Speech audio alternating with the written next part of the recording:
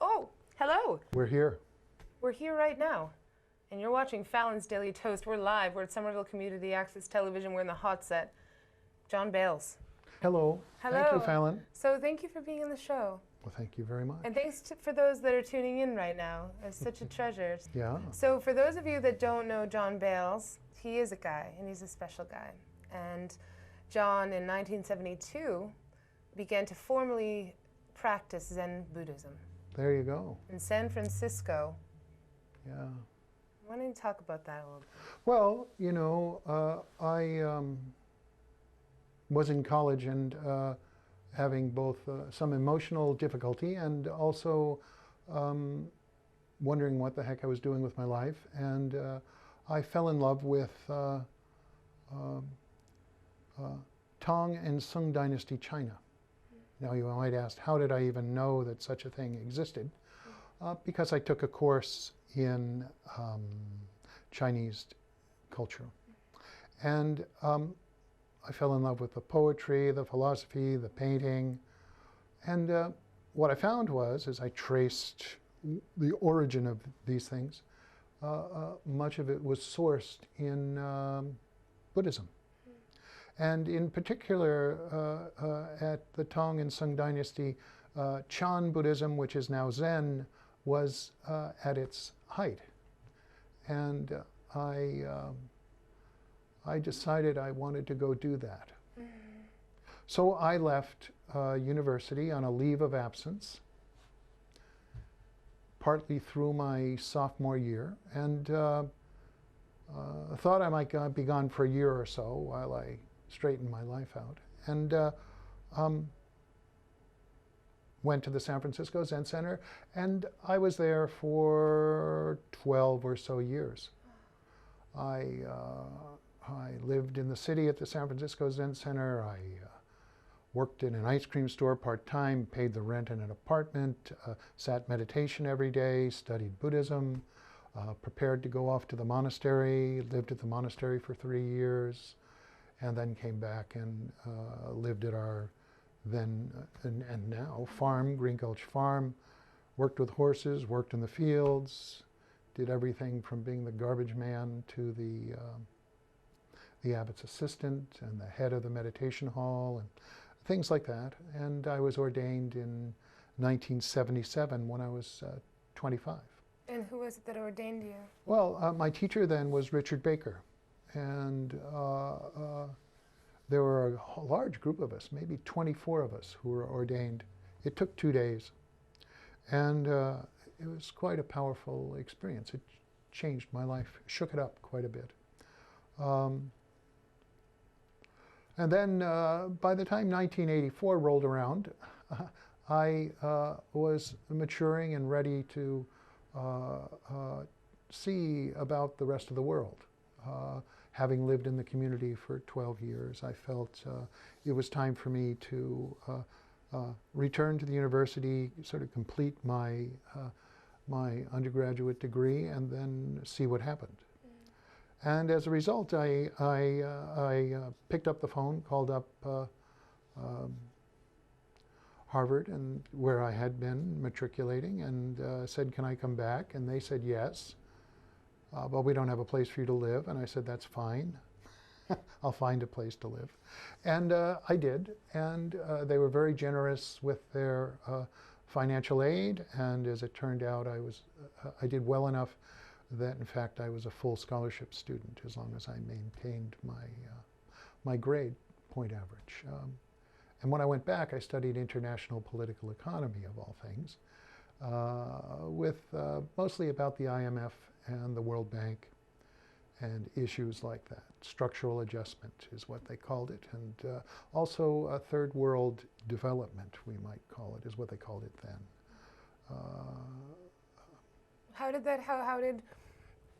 now being as an priest, how did that all come about, Yeah. you might ask? Well, in my later years at the Zen Center in the early 80s, I became very interested. Well, you know, it's sort of funny. When I left the university, I thought the world was pretty messed up. You know, Richard Nixon was running for, was in office. We were still at Harvard, sort of in this void after 1969, when everybody shut down the university. There wasn't much direction at the university, and I felt that the country was pretty screwed up, but I didn't feel it was, I didn't think I could affect it politically. I thought I had to really reorganize myself and find a way of life that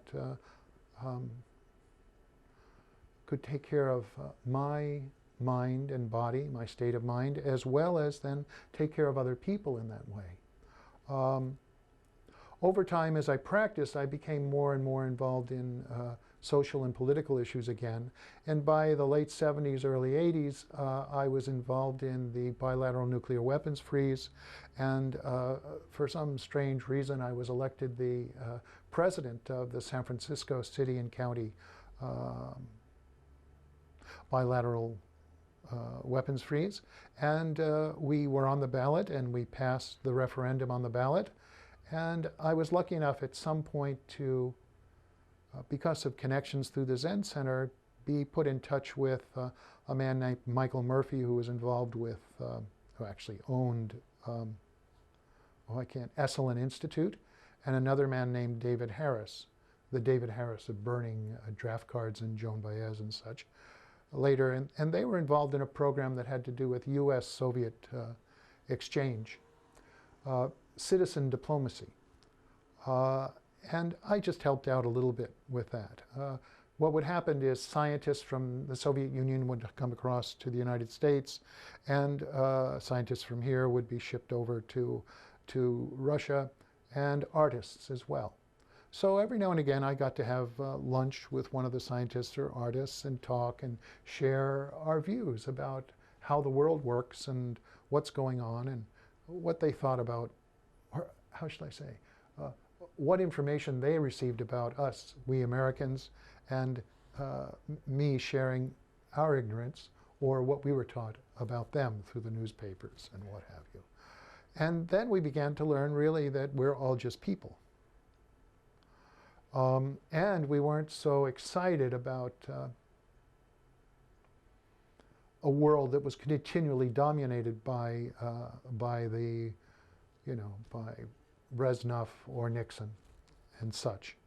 That there were people just like those of us who were looking for establishing a more people, if you will, oriented worldview in the Soviet Union as well as here.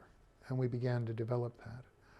Long about that time, I also felt I was maturing in my practice and wanted to experience the world. I'd grown up in New York, went to Harvard, lived at the Zen Center for 12 years. I'd had some remarkable experience at the Zen Center, not only just from the meditative and community perspective, but I was introduced to some really remarkable people. It's just too much to talk about, really, about everything. The intellectual and the artistic there was, exposure there was incredible. At any rate, I returned to Harvard thinking that I would study US-Soviet relations. When I arrived, I distinctly, and I began to enroll in international relations courses, I distinctly got the feeling that nobody really wanted to settle US-Soviet affairs, and that a lot of money was being made. And that the real problem, or the real issue, I won't call it a problem, but the real issue in the world was inequality in the sense of the differential between the North and the South, the developed world and what was and still is the undeveloped or developing world, and what was going on there. So then I switched my focus to that. And lucky enough, I found a wonderful professor who oversaw my studies. He became my overall tutor, John Montgomery. And he was a great guy, and I did that. And then when I graduated, I had to make a living. I had no money. I didn't have any money when I left Zen Center to go to Harvard, but they paid my way. But nobody was going to pay my way now, so I said, well, what will I do for a job? How can I make a living in America? And I had nothing, and I had no connections, really. And so I went into the financial services industry. And it's sort of interesting. Over time, helped build a regional financial planning organization, became sort of the creator of the securities and investment advisory division of that firm. And then at a certain point, it became very clear that I wasn't so interested in business. Business the way it's done, certainly in the financial services industry. But it was, for me, a little bit like an ethnographic field experience. I got to learn and understand the fears of and successes of being an American and working and trying to, buy a house, make your mortgage, put money away for retirement, so on and so forth. But at a certain point, I realized this was not truly my game. I was totally absorbed in building this operation. But at a certain point, I just couldn't manage to what I'll call the status quo, at which time I fell in love with sailing. And then I decided that I would learn as much as possible, as I could, about sailing, which I did. And I became a professional sailor. I participated in a sailboat race around the world as sort of, how should I say, a launching platform into a new life. After that race, I returned and was a professional sea captain, sailing boats around the world for delivery and training people to sail their boats and training crews to sail blue water. At some point in the process of sailing, I realized, I think in about 2004, that my true calling is what I set out to be when I was 19, and that was a Buddhist priest. So I called up my old friend Norman Fisher, who was had already by then been the abbot of the Zen Center and so on. So I said, Norman, this is what I need to do. And he said, yes, I can hear that in your voice. So he helped me and welcomed me back into the Zen Sangha world, and we did some work together, and he performed the formalities which allowed me to say that I am a Zen teacher and a bearer, shall we say, of the lineage of Suzuki Roshi, Shunryu Suzuki, and can practice and teach and have all what we would call the empowerments of what is often referred to as a Roshi. Yeah. And then I established One Heart Zen, and various things fell into line, and here I am. Here you are. Yeah. And one of the things I'm looking for and trying to do in my life and the world with people I work with practicing Zen is to really bring love to our life. Pretty simple. The only thought, really. Yeah.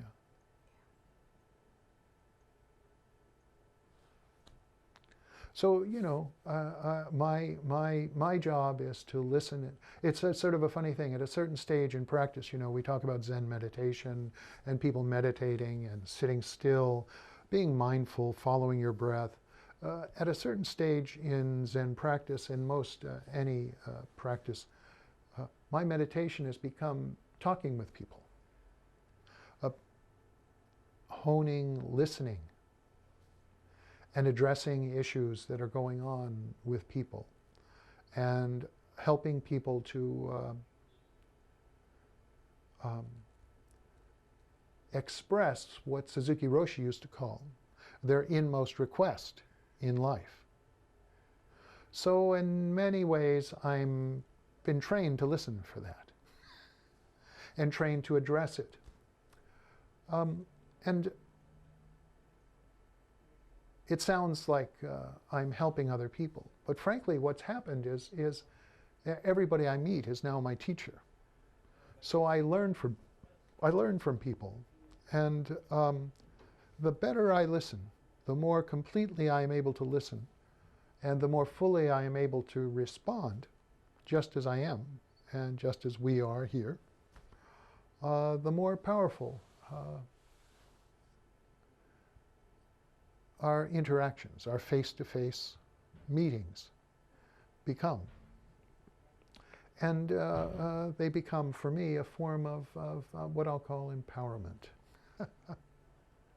And you meditate every morning. Yeah, well, you know, I meditate every morning at 6:30 in the morning, and I meditate Monday evening at 5 o'clock and give a Dharma talk as part of my job at Wellesley College. And then we have a discussion where wide-ranging and deep that deals with the issues that arise and how to practice in this world. And the people who join me on Monday night are generally not students, but people from around Wellesley, from Needham and Framingham and Wellesley, who live in the area, who come to sit. There are about 20 of us. Mm. And then Tuesday evening I have a group meditation at in our carriage house, behind our house in Somerville.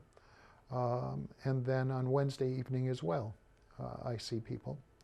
And then I work with another group in New Jersey whom I go to visit once a month, the first weekend of every month. And we have a sitting on Friday night. Actually, we sit for 3 periods of Zazen, and then we come back together on Saturday, and we sit all day Saturday from 9 till 5. I see people in what is called dokusan, which is a Japanese word for, I'll call it personal interview or personal, sort of like a tutorial. And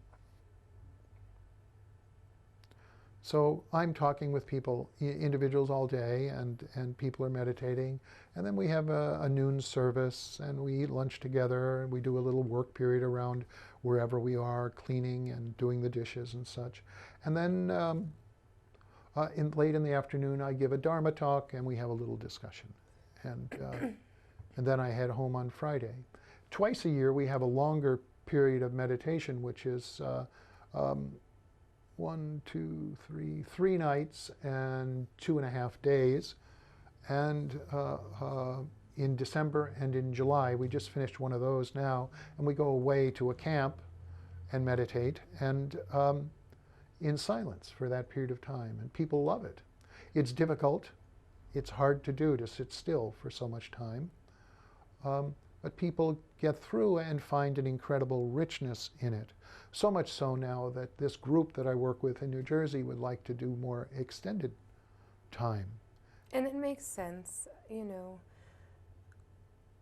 Every day we're all bombarded with news and life and struggle and responsibility.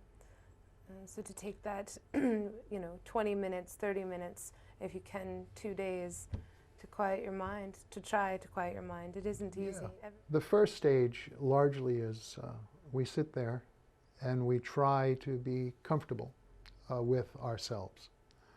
What happens is when we sit still, we find out how really racing and bouncing around our mind is, how wound up our body is, and how sort of wild our life is, that we're bouncing all over the place. And the first stage is actually being able to sit there and be present to this, because it doesn't feel like our idea of what meditation should be.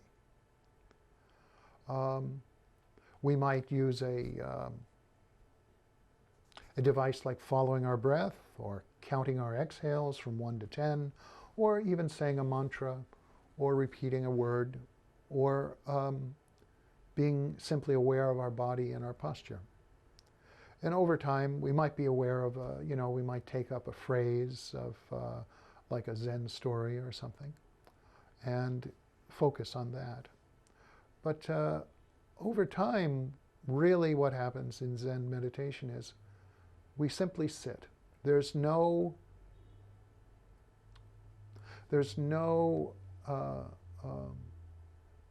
particular experience that one should have when meditating. The whole idea is really, in a sense, to fully accept whatever is occurring at that moment, without any idea that this isn't what should be happening. Interesting. How, and to relate that to what's happening in the state of the world, this is what's happening. We may not like it at the moment. Exactly. Now, this is a funny thing. So if we try to get away from it, we're reacting in such a way, and we're providing an equal and opposite reaction, shall we say. We're not accepting how what's going on in the world is actually an aspect of our expression that's included in our mind, in our way of being. That there is aggression already in our life. To respond to aggression with aggression, that is reaction, that is trying to push it away and not admit it as an aspect of our own life, never truly solves the issue. So what we're trying to do here, which is very crazy, I tend to use the word, I think of something called, when I say crazy, I mean it's outside the rational. It's outside our dualistic understanding and organizational capacity. Ordering of the world, like right is here and wrong is here, good is here, bad is over there. Compartmentalization. Yeah. It's very and separating this. Yeah. It's not that there aren't these distinctions, you know. There are things you should and shouldn't do and to be a good person. But when we set up a rigid identity that is only good, that doesn't admit to the thoughts and feelings that are outside of this idea of good, we become rigid and dead. One of the ideas, generally people feel if you're not aggressive against aggression, that you're submissive. But I think of it differently. I think of it as something that Gandhi, a phrase or a word that Gandhi coined, satyagraha, which means firm truth or firm love. And this is a love that cannot be moved. So in the face of violence, in the face of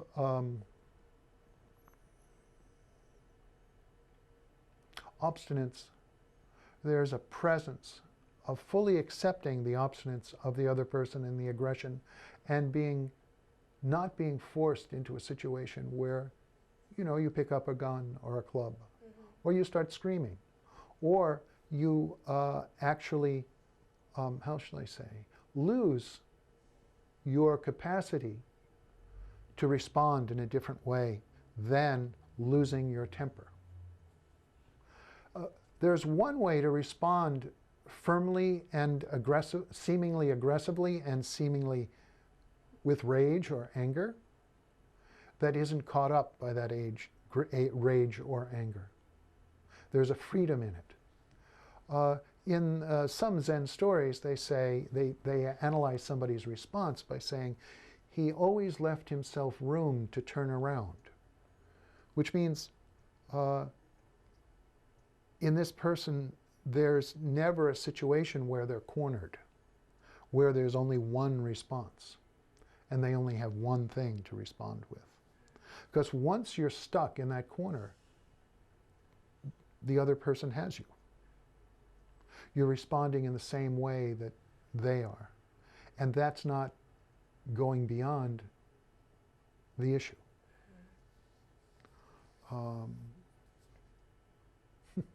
Yeah, wow. Ooh. Is that? That's great. Yeah, you think so? Yeah, I do. Yeah. We live in a very aggressive world. Yeah. We deal with trauma every day, and how do we? The suffering is so huge. Yeah, it's huge. It is so huge, but it's really developing the capacity within ourselves and with one another to fully engage, to allow the full experience of the suffering of the world, and to engage, how shall I say, a compassionate wrath. But that compassionate wrath is actually comes across as love Not like the love, like you're a nice little kid and blah, blah, blah, but the love itself of a willingness to fully express ourselves in a situation. And without being bound, being boundless. So we have to meet these, what I'll call this suffering in ourself.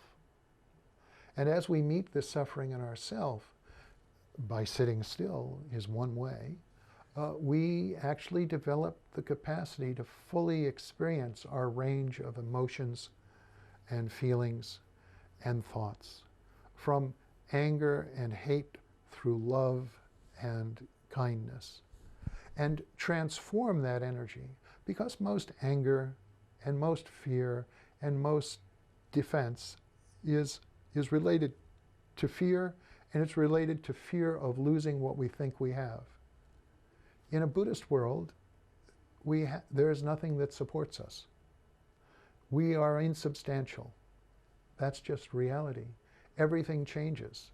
Everything can change, and we have little or no control within a range, you know? But most of us are caught up in the existential fear of knowing that our self and our own identity is made up and has no substantiality. And likewise, the economy is made up. Likewise, our government is made up. Likewise, this building is made up in the